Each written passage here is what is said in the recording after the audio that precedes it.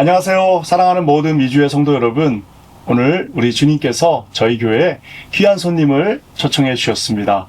우리 한국 설교학회의 정말 특별한 교수님이시고 이제는 또 목회 현장에서 현장을 누비시는 목사이십니다. 우리 김경진 목사님을 소개하겠습니다. 목사님 안녕하세요. 안녕하세요. 와, 목사님 너무 반갑습니다. 반갑습니다. 와, 이렇게 목사님 만나뵙게 돼서 너무 큰 영광입니다. 물론 목사님 모르시는 분은 없겠지만 저희 미주의 성도들에게 목사님을 좀 간단하게 소개해 주시면 감사하겠습니다. 예, 초대해 주셔서 감사합니다. 저를 모르시는 분들이 꽤 많으실 것 같긴 한데요. 저는 지금 현재 소망교회에서 담임 목회를 하고 있는데요. 지금 벌써 한 8년쯤 됐습니다. 그 전에는 장로신학대학에서 예배학과 설교학을 가르쳤었는데요. 이제 교회에 온 지 이제 조금 지나가고 있습니다. 예. 와, 목사님, 보통 한 사람이 이렇게 한 가지 일을 보통 하는데, 목사님께서는 목사님의 말씀처럼, 표현처럼 한 14년 정도, 미주에 있는 교회와 한국에 있는 또 교회를 또 섭렵하셨어요. 그리고 또 특별히 무슨 아주 큰 교회나 어떤 잘 세팅된 교회가 아니라 아주 어떻게 보면 좀 연약하고 개척이 막 되어진 교회들을 섬기시고, 또 한편으로는 교수 생활도 14년 가까운 시간 또 하셨습니다. 목사님, 이 두 가지, 목회와 교수 생활, 어떤 차이점이 있을까요? 그래서 저도 참 묘하게 여러 경험을 하게 됐는데요. 조그만 교회부터 또 지금 현재는 또 어찌 보면 큰 교회라고도 할 수 있는 교회까지 여러 경험을 해왔고, 또 이민교회에서도 제가 미국 장로교회에서 또 한 3년 정도 목회를 했었는데 정말 연약한 교회였고요. 또 그러면서 또 작은 교회에서는 목회가 뭘까를 참 많이 고민을 해왔고, 또 큰 교회가 생각할 수 있는 것과는 전혀 다른 하나의 또 다른 영역이었던 것 같아요. 예. 근데 도리어 저는 작은 교회에서 목회를 하면서 목회에 대해서 조금 더 많이 생각할 수 있었고, 그리고 조금 더 명료해졌다 그럴까요? 그런 그 경험을 할 수 있었던 것 같고요. 그 경험이 학교에서 가르치는데 좀 도움이 됐던 것 같아요.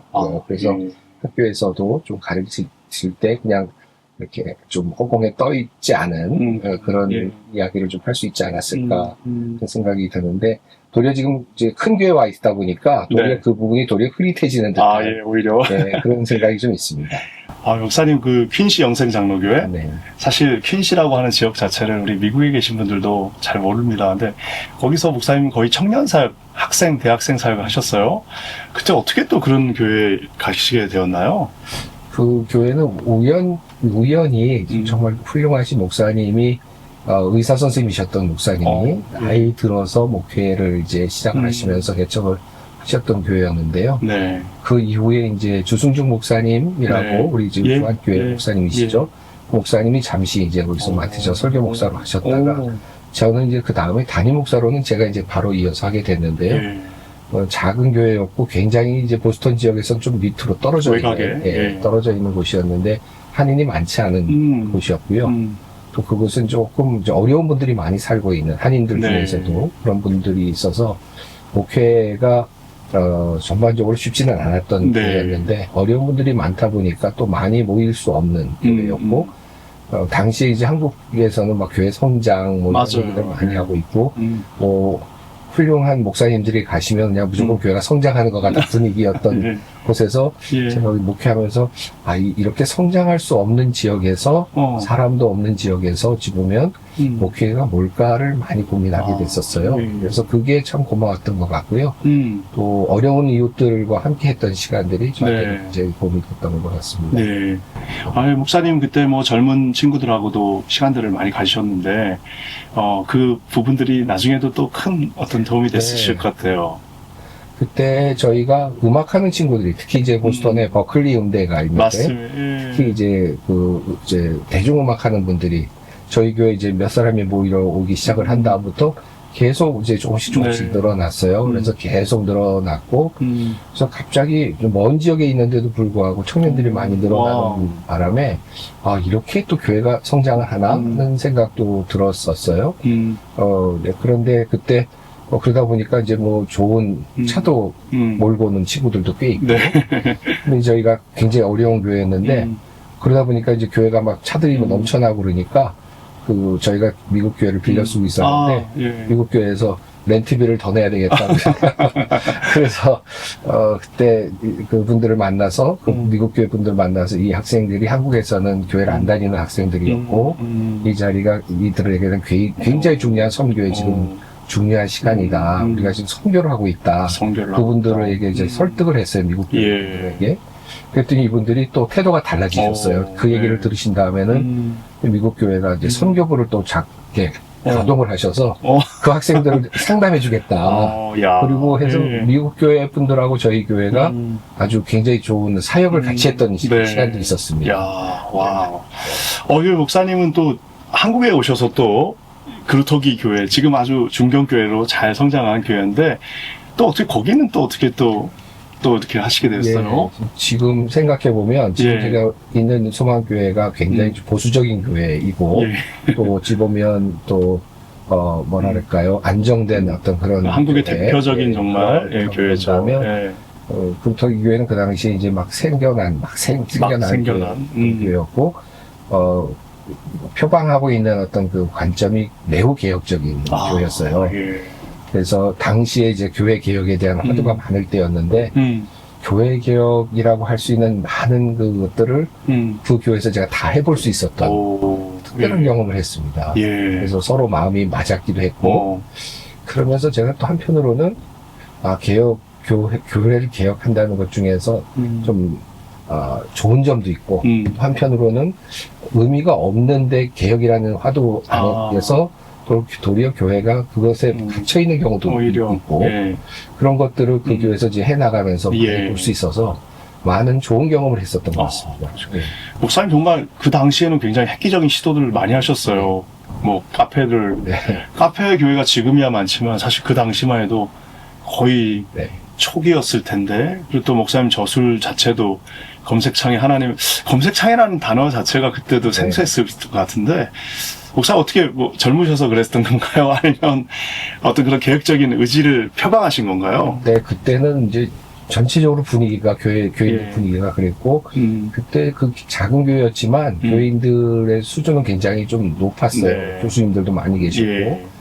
그러다 보니까 이제 그 의기투합이 좀 됐었던 것 같습니다. 그래서 그때 검색창에 하나님을 치세요라고 하는 그 책이 아마 2000년도에 나왔을 텐데요. 그 당시로서 이제 그런 제목이나 뭐 그런 거. 검색창 자체가 굉장히 생소한 단어였어요.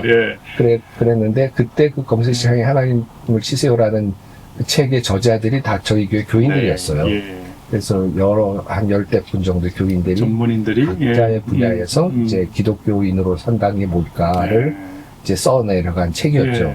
그 당시로서는 굉장히 맞습니다. 의미 있는 책이었던 것 같습니다. 그러시구나. 그 목사님 그러면은 정말 이민교회, 변방의 이민교회, 어려웠던 교회, 또 아주 태동하는 개혁적인 교회 개척되어진 지 얼마. 근데 또 소망교회는 또 대한민국을 대표하는 교단을 대표하는 교회인데, 이 세 개가 연결점이 제가 보기에는 없어 보이는데, 뭐 본질상 어떤 비슷한 부분이 있는 건가요? 본질적으로는 다 같겠지만, 다 좀 다른 것 같아요. 그러니까 예를 들면 제가 이제 개척교회를 하고 작은 교회를 할 때 어느 목사님께서 저에게 해주신 말씀이 계셨는데, 어르신이셨는데 이귀선 목사님이시라고요. 그 목사님께서 저에게 위로하시면서 하셨던 말씀이 하나 있었는데, 작은 교회를 할 때 작은 교회하고 큰 교회는 차이가 별로 없어 라고 말씀하시면서 무슨 얘기를 하셨냐면, 뭐 요즘엔 잘 이해가 안 되시겠습니다. 옛날에 인쇄소 하면 이렇게 자판기를 왜 뭐랄지 활자를 다 이렇게 만들지 않습니까? 조판을 하지 않습니까? 그 말씀을 하시면서 조판하는 건 다 똑같아. 몇 장을 찍느냐만 달라. 그런 말씀을 하시면서 작은 교회를 하고 있는 것이 얼마나 어려운지를 저에게 얘기해 주셨던 적이 있었어요. 근데 그 말씀이 굉장히 저한테는 참 와닿았었어요. 저한테도 와닿네요. 그래서 작은 교회, 큰 교회는 큰 차이가 없다. 조파는 똑같이 하고 똑같이 기도하고 말씀 준비해야 되고 하는데, 많이 듣느냐 몇 사람이 듣느냐의 차이일 뿐인데 그 노력이나 그 가치는 똑같다. 그 말씀하셨던 게 저에게 굉장히 도움이 되고 또 마음에 새기면서 제가 작은 교회 할 때는 그랬고요. 큰 교회 와서 이제 보면서 항상 제 마음에 두고 있는 것은, 저희 이제 큰 교회들은 항공모함이다라는 얘기를 예. 좀 해요. 예. 근데 그 말씀도 굉장히 저한테 굉장히 도움이 되는 게, 음. 뭐, 크기 때문에 위용을 자랑한다 그런 뜻이 아니라, 저는 이제 항상 좀 교회의 어떤 그 프로그램을 만들 때라든지 어떤 교회를 운영할 때, 지금 있는 이제 소망교회 같은 교회들은 항공모함이다. 그 생각 네. 항상 합니다. 왜냐하면 그 말은 아무리 바빠도 그 뭐랄까요, 방향을 쉽게 틀 수는 없는 거예요. 예. 왜냐면 워낙 큰 덩어리이기 때문에. 네. 그래서 방향을 틀어도 서서히 틀어야 되고, 그리고 또 그래야 모든 구성원들이 안정감 있게 움직이고, 그거를 제가 개혁을 하던 식으로 네. 금방 왔다 갔다 예. 할 수는 없다. 예. 그래서 그 생각을 하면서 이거는 또 나름대로의 작은 배와 큰 배가 가지고 있는 기능의 차이, 그리고 효과의 문제, 뭐 이런 것들이 있다 생각을 하고, 지금 저희가 교회, 큰 교회 운영할 때는, 예. 이건 항공모함이다. 아무리 바꿔도 예. 이거는 예. 천천히 네. 방향을 틀어야 된다. 예. 이 생각을 하고 있습니다. 그 목사님 정말 소망교회는 우리가 생각하는 것만큼 참 대단한 교회이기도 하지만 또 한편으로는 사실 제가 안에 들어가 보고 굉장히 놀랐습니다. 굉장히 구조나 디자인 자체가 좀 심플하다고 하면 좀 어떻게 제가 잘 표현한 걸까요? 이게 굉장히 사실상 아주 담백하게 지어져 있는데 그 교회 자체에 어떤 그런 철학이 있는 건가요? 예. 뭐 제가 지은 예배당도 아니고, 예. 또 예배 순서도 제가 만든 건 아니지만, 네. 제가 이제 그 소망교회를 가게 된 데는 여러 가지 이유가 있었던 것 같아요. 지금 예. 생각해 보니까. 예. 제가 가고자 하지는 뭐 그런 마음을 갖지는 못했었지만, 가고 나서 보니까 제가 이제 예배학을 공부하고, 네. 제 성격이나 스타일로 봤을 때는 전통적인 예배의 그 장점들이 굉장히 중요하다고 생각을 하고 예. 있었는데, 예. 가보니까 이제 그 틀을 그대로 갖고 있는 교회였고요. 예. 또 아주 담백한 그런 이제 그런 모습을 가지고 있어서 제가 가지고 있었던 예배관하고도 잘 어우러졌던 것 같아요. 예. 그래서 저한테는 이제 불편함이 별로 없었고요. 제가 그게 좀 다른 분들은 오셨으면 굉장히 답답함을 느끼셨을 수도 있고 예. 힘들었을 수도 있을 예. 것 같아요. 근데 저는 이 예배가 가지고 있는 장점을 잘 알고 있었던 것이어서 이걸 잘 활용하는 것이 좋겠다 예. 생각을 하고 있고 지금도 그런 마음으로 예. 예배를 인도하고 있습니다. 그 목사님이 사실 초기에 처음에 연구하셨던 부분 중에 하나가 이제 한국교회 초기 예배 형태와 어떤 그런 모습들인데 어떤 그런 부분들이 아직도 잘 보존되어져 있는 교회 형태였던 건가요? 네, 그러니까 이 교회의 형태는 뭐 예배학적으로 보면은 장로교 구파의 예배라 그래요. 이제 예. 신파와 구파가 있는데 이제 구파의 예배 형태는 이제 정확한 시간에 네. 예배를 드리고 일정한 스타일을 그대로 유지하고 또 예배 때 박수 치지 않고 아멘도 거의 하지 않고 리액션 자체를 그리고 최소화하고 설교가 가장 중심에 있는 말씀 중심의 예배 이제 이런 스타일인데요. 이제 거기에 비해서 장로교 신파 예배는 조금 분위기를 돋구고, 그리고 이제 뭐 박수를 또 하기도 하고, 아멘도 좀 유도하기도 하고, 약간 부흥회 같은 그렇죠. 느낌의 적극적으로 악기들도 사용하고, 악기들도 사용하는 입장인데, 저희 지금 교회는 아주 전형적인 구파 형태입니다. 네. 근데 지금 현재 한국의 전형적인 장로교 구파 형태를 그대로 유지하고 있는 교회가 거의 몇 없는 것 맞습니다. 같아요. 예. 없는데 그래서 어떤 분들은 우리도 바꿔야 되지 않느냐 네. 이런 얘기들도 하시는데 저는 도리어 그런 예배가 거의 없기 때문에 네. 도리어 저희 교회의 장점이 더 있다. 예. 그리고 교인들 중에는 그런 예배를 또 기다리고 좋아하고 사모하는 분들이 굉장히 있습니다. 많이 있습니다. 그래서 그런 분들에 대한 또 필요가 있기 때문에 저희 교회는 그대로 유지하는 것이 좋겠다 생각을 하고 있고 모두가 다 지금 현재 현대에서 소망교회 같은 예배로 갈 수 있다고는 생각은 하지 않습니다. 돌리는 건 어려울 것 같습니다. 그거는 어렵고 그러나 또 일정 부분 그런 예배를 좋아하는 분들이 꽤 많이 있어서 그분들을 위해서는 저희 교회는 역할이 있고 또 하나의 역사적으로도 그렇고 신학적으로도 그렇고 저희 예배가 갖고 있는 장점이 있어서 유지하면서 또 필요를 좀 채워드리는 게 필요하다. 그런 생각을 합니다. 예전에 우리 일대 목사님 계셨을 때 참회 기도로 이렇게 시작하는데, 네. 그래서 어쩌면은 요즘 이 시대 저희 뉴욕 같은 경우는 오히려 캐톨릭이나 전통 교회들이 더 이렇게 젊은이들이 모여든다고 그래요. 그래서 어쩌면은 서울 한복판에, 그것도 가장 핵심 복판에 계신 교회가 그런 전통을 그대로 유지하는 거는 참 특별한 의미가 있는 것 같습니다, 목사님. 이런 말씀드리면 어떠실지 모르겠는데, 최근에 저희 교회 그 분위기도 젊은이들이 많이 오고 있습니다. 그래요? 그래서 저희가 음. 그 지역 자체가 워낙 비싼 지역이잖아요. 예. 젊은이들이 살기가 그렇죠. 어려운 지역이어서 예. 많은 분들이 걱정을 하시기를 젊은이들이 빠져나가면 이 교회는 이제 노후화되고 그렇죠. 그렇게 예. 될 거다라고 생각을 했고, 점점 더 그 지역이 많이 이렇게 주거 비용이 올라갔기 때문에 예. 많이들 걱정하셨어요. 근데 네. 그렇다고 해서 젊은이들이 거기 많이 와서 사는 건 아닙니다. 그럼에도 불구하고 저희도 지금 보면 젊은이들의 느는 숫자가 굉장히 빠르게 맞습니다. 늘어나고 있어서 아마 그것도 전체적으로 비슷한 추세가 아닌가 생각이 들어요. 네. 그 현대인들에게. 맞습니다.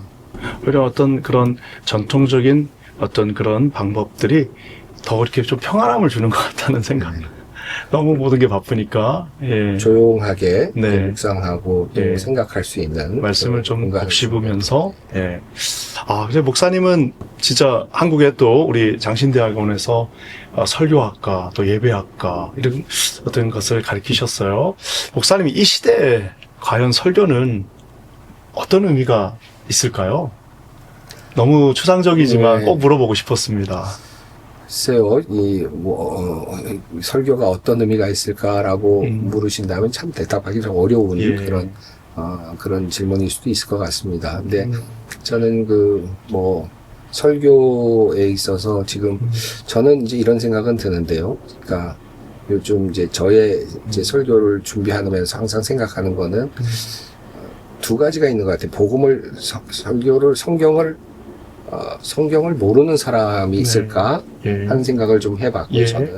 저는 이제 아무래도 모태신앙으로 자랐고 목회자 가정에서 자랐고 예. 하다 보니까 저희 주변에는 이제 성경을 너무 많이 읽었던 사람들이 많고 설교를 많이 들었던 분들이 가득 있고 그러다 보니까 저는 배경이 좀 그래서 그런지 아마 반대로 다르게 생각하는 목사님들도 충분히 있으실 거라고 생각하는데, 저는 어떤 설교를 하면서 어떤 생각이 들었느냐 하면 하도 많이 들어왔던 설교, 그러네요. 그리고 또 하도 많이 읽었던 성경, 근데 왜 그것이 사람들에게는 희망이 안 됐을까? 또 왜 지루하게 느껴질까? 그런 생각을 항상 해요. 예. 그러면서 성경에 대한 재해석이 필요하다. 네. 그리고 이 많이 들어왔던 사람들에게도 다시 보게 해주는 그런 시각이 필요하다. 예. 근데 그 시각이 그냥 무조건 새로워야 되는 건 아니고, 네. 새롭다고 되는 것도 아니고, 여기에는 이제 핵심이 필요한데, 예. 그게 복음의 생명이 네. 있는데, 예. 그 복음의 생명이 사라지고, 예화나 주변 잡담이나 이런 것들로 채워져 왔던 많은 시간들이 있었다고 저는 생각하거든요. 그게 이제 설교를 많이 들었음에도 불구하고 만족이 되지 않았고 또 충분히 은혜가 되지 않았을 수 있다. 그래서 저는 이제 생각하기에 성경에 있는 그 생명력이 살아날 수 있도록 만들어주는 설교, 그리고 그 생명력이 다시 보이게 만들어주는 설교, 그 설교가 필요하다고 생각이 들고요. 그러기 위해서는 첫 번째는 이제 좀 다른 시각을 열어주는 게 필요할 것 같습니다. 워낙 늘 들었던 설교니까. 그래서 저는 설교 준비할 때 항상 본문을 이렇게 들게 되면 이 본문을 한 30번 정도 들었을 우리 사람들에게, 나는 성도님들에게 어떻게 설교를 해야 될까를 이제 시작을 할 때 제일 먼저 질문을 하죠. 그래서 그리고 이 본문에서 복음이 뭘까, 복음의 생명력은 뭘까를 이제 두 번째로 항상 생각을 하는데, 그 두 가지가 저한테는 설교 준비할 때 굉장히 중요한 하나의 그 과제이기도 합니다. 목사님 설교하실 때 어떨 때 제가 들어보면 바로 그냥 본문으로 훅 들어가시는 경우도 제가 여러 번 뵙고, 또 어떤 때는 본인이 살아왔던 어떤 길들, 과정들을 이렇게 또 아주 부드럽게 하시면서 또 성도들을 약간 이렇게 뭐라고 끌어들인다고 해야 될까요? 그리고 또 어떨 때는 또 본문에 대한 어떤 설명으로 가시기도 하고 아주 다양하게 설교를 하시고 준비하시는 것 같은데, 목사님 생각할 때는 목사님 어떤 하나의 틀이 있으신가요? 아니면 오늘 설교하기시니까 당연히 틀이 있으실 텐데 조금 너무 변화무쌍하신 것 같아셔서 제가 물어보고 싶었습니다. 네, 이거 아마 현문 우답일 수도 있는데요. 예. 제가 이렇게 좀 다르게 하게 된 이유는 다른 것보다는 시간의 문제. 시간 그러니까 예를 들어서 전혀 예측하지 못했네. 시간의 문제일 수 있는데, 그러니까 어떤 본문은 설명이 좀 필요한 본문이 있고, 또 어떤 본문은 주제로 바로 들어가도 되는 본문이 있고, 또 어떤 본문은 이제 주제에 관련된 얘기들을 좀 해서 마음이 함께 모아져야만 얘기가 시작이 되는 그런 것들이 있는데, 이제 똑같은 뭐 20분이면 25분, 30분, 30분이라는 시간을 가지고 이제 설교를 저희는 해야 되잖아요. 뭐 대부분 다 마찬가지십니다만은 저 같은 경우는 1분만 달라져도 이제 이게 주차 이런 문제가 심각하니까 그렇네요. 주차와 나가는 시간을 못 맞춰드리면 안 되거든요. 그러면 이 부분을 처음부터 그렇게 다 설명을 하다 보면 시간이 모자라는 거예요. 또 어떤 경우는 조금 여유가 있어서 설명을 해야만 이제 되는 경우도 있고, 그러다 보면 이제 때로는 그냥 바로 본문으로 들어가기도 하고 그렇게 했습니다. 그 목사님에게 사실 이제 제가 참 놀라웠던 거는, 목사님은 사실 목회자의 아들로서 해방촌 참 어렵고 가난한 정말 개척교회 목사의 아들로서 이렇게 그 모든 과정들이 사실 쉽지 않으셨을 텐데, 또 본인도 어떤 폐결핵이라고 하는 큰 또 아픔이 있으셨는데, 이런 것들을 결국에는 이제 목사님은 모든 이들을 다 상대하는 목회자가 되셨는데, 목사님에게 있어서 목사님이 만든 청중의 어떤 그 모습은, 어떤 청중들은 우리에게, 설교가에게 어떤 의미가 있을까요? 저는 이 질문에 대한 것도 제가 또 우답일 수도 있습니다. 그러니까 제가 이제 그 미국에서 목회를 하면서 어려운 이제 분들하고 같이 목회를 하면서 얻은 생각이었는데, 목회가 뭘까를 많이 생각을 했는데, 처음에는 많은 분들이 생각하는 것처럼 교회를 부흥시켜야지, 맞아요. 교회가 성장해야지, 교회가 성장한 다음에 큰 사역을 해야지, 선교든 뭐든 그래야 교회답지, 뭐 이런 생각들을 이제 많이들 할 텐데, 제가 있는 교회는 그럴 수가 없는 교회였어요. 그렇죠. 또 그렇게 되기도 너무 힘들어 보였고, 그러면서 이제 목회가 뭘까를 많이 고민을 하다가, 그러면서 저 나름대로 많이 생각했던 게, 이 어려운 분들, 또 그분들을 많이 이렇게 교육을 해가지고 성화를 시키려고 많이 했는데도 그게 뭐 변화가 별로 없는 경우도 있고, 또 올라가는 듯 하다가 갑자기 또 삶에 여러 가지 문제가 생기면서 다시 또 소위 말한 나락으로 떨어지는 신앙적으로 보면, 이런 것들도 보면서 이게 뭐 그냥 정말 씨름을 하는데 맨날 됐다가 말았다 하는 것 같고, 그런 과정을 쭉 보면서, 근데 이게 한 분이 아니라 수많은 분들이 지금 상대가 되잖아요. 그러면서 제 마음속에 생각했던 성도는 뭘까? 이분들이 그냥 이렇게 어렵지만 힘들게 싸움을 하다가 완성되지 않지만, 완성될 수 없지만, 그렇죠. 그러나 그 완성시키시는 하나님을 의지하면서 살아가다가 결국 죽는 거구나. 그리고 천국에 그냥 가는 거구나. 그 믿음 가지고. 그래서 부족하지만 이 사람들을 억셉트하고, 그리고 결국은 하나님께서 완성시켜준다는 믿음을 가지고.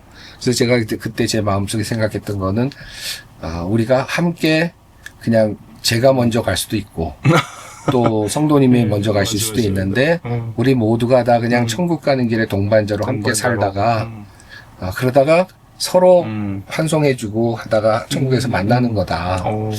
그런 목회관을 이제 나름대로 생각을 하고 나니까, 그러면 뭐 1명이어도 상관없고, 10명이어도 상관없고, 100명이어도 상관없겠구나. 그게 뭐 중요한 건 아니구나.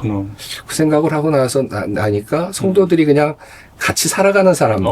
같이 살아가는 그리고 같이 또 넘어지기도 하고, 그러나 나중에는 결국 우리가 신실하신 하나님의 은혜로 예수 그리스도의 그 은혜로 저희가 구원받는다라고 믿음 가지고 살아가다가 보내드리고 나도 가고 그런 생각을 하게 됐어요. 와. 그래서 와. 청중들이나 성도들에 대해서 이제 어떤 분들은 이제 어떤 선교적 자원으로 네. 생각하시기도 하고 리소스로 또 교회 큰 뭐 이렇게 자원으로 생각하시면서 그런 훈련을 시켜서 그런 분들을 뭐 이렇게 활용해야 됐다 이렇게 생각을 하시는데 저는 사실 그 욕심이 사라졌어요.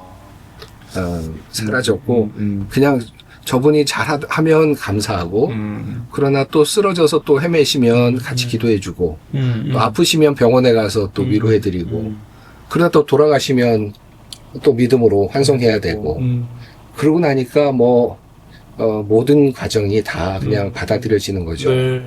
그래서 그냥 청중들 제가 설교할 때도 이게 물론 하나님의 뜻이라고 말씀을 전하고 있지만 그분들을 내가 반드시 바꾸어서 뭐 하겠다 생각은 없고 다만 설교한 다음에 하나님께서 역사하셔서 성령 가운데 그분들에게 어떤 마음을 주셔서 어떤 동기가 발현이 되고 그걸 통해서 뭔가 조금씩 역사가 일어난다는 거 그건 하나님의 일이다. 그래서 그건 하나님께 맡기고 그렇구나. 그래서 청중들에 대해서 성도들에 대해서 제가 기대를 하진 않습니다. 전형적인 우리 복음주의적인 성도가 아니네요, 목사님. 그래서 그런지 목사님 참 따뜻하세요. 그리고 목사님을 아는 모든 제자들, 목사님의 제자, 목사님들 뵈면은 다 한결같이 하는 말이 우리 김경진 목사님 교수님이라고 다들 그러면서 너무 따뜻하시고 언제든지 받아줄 것 같다라고 이렇게 말씀해 주시는데 참 이렇게 목사님 늘 교제할 때마다 저도 비슷한 마음을 느낍니다. 목사님 너무 감사한데 우리 뭐 미주뿐만 아니라 한국에 이제 막 목회를 시작하는 우리 신학도들 목사님의 제자들의 제자들이 되겠네요. 또 그리고 또 이 시간에도 스트러글링 하시는 많은 우리 기성의 목사님들 계신데요. 목사님 우리 새롭게 시작하시고 도약하시려고 하는 목사님들에게 목사님 선배 목사님으로서 한 말씀 해주시면 감사하겠습니다. 예, 제가 사실 부족한데 이렇게 초대해 주셔서 너무 감사하고요. 또 제가 드릴 수 있는 말씀도 뭐 큰 지혜자도 아니고 제가 그래서 그렇게 제 말씀이 별로 크게 도움이 될지는 모르겠습니다만은 우리 그냥 후배 목사님들에게 하나 말씀드리고 싶다면 저는 뭐 다른 여러 가지 우리가 인간이 가지고 있는 많은 것들이 있잖아요. 네. 목회자마다 다 다른데요. 어떤 분들은 말씀을 잘하시는 재능도 있고, 어떤 분들은 뭐 기도를 잘하시는 분도 있고, 성령의 은사를 가진 분들도 있고, 다양한 목사님들이 계실 텐데, 뭐 요즘에 또 가장 시기에 잘 맞는 그런 또 달란트를 받으셔서, 이 시대에 또 큰 역할 하실 분들도 계시고, 뭐 여러 가지 목사님들이 계실 텐데, 단 한 가지 우리 모두가 딱 갖고 있고 공평하게 받은 게 저는 시간인 것 같아요. 그래서 그 시간은 하나님께서 우리에게 공평하게 주셨고, 그리고 우리에게 남겨진 시간도, 얼마 되지 않는다라는 생각을 한다면, 우리 모든 목사님들께 제가 어느 단계에 있든지, 뭐 정말 마지막 단계에 있을 수도 있고요. 또 나이가 많으신 분들도 계시고, 또 어떤 분들은 젊은 분들도 있을 텐데, 자신에게 주어진 시간을 최대한 정말 성실하게 그리고 채워가는 씨를 뿌리는 그런 시간으로 사용하시다 보면 진짜 성경 말씀대로 그가 어디서 열릴지 무엇이 더 많이 얻게 될지 우리가 알 수 없기 때문에 열심히 뿌리는 것이 중요하다. 그리고 최선을 다해서 시간을 채워가는 것이 중요하지 않을까 생각이 듭니다. 조금 노인 같은 그런 말씀을 드려서 죄송합니다만은 저희들에게 주신 그 기회를 잘 선용했으면 좋겠다는 그런 말씀을 드리고 싶습니다. 네, 목사님, 너무 감사합니다. 이렇게, 뉴욕까지 와주시고, 또 이렇게 우리 모두를 축복해 주셔서 진심으로 감사드립니다. 목사님, 우리 마지막으로 인사 한번 하면서 마쳤으면 좋겠습니다. 네. 사랑하는 성도님들, 오늘도 힘내시기 바랍니다. 감사합니다. 감사합니다.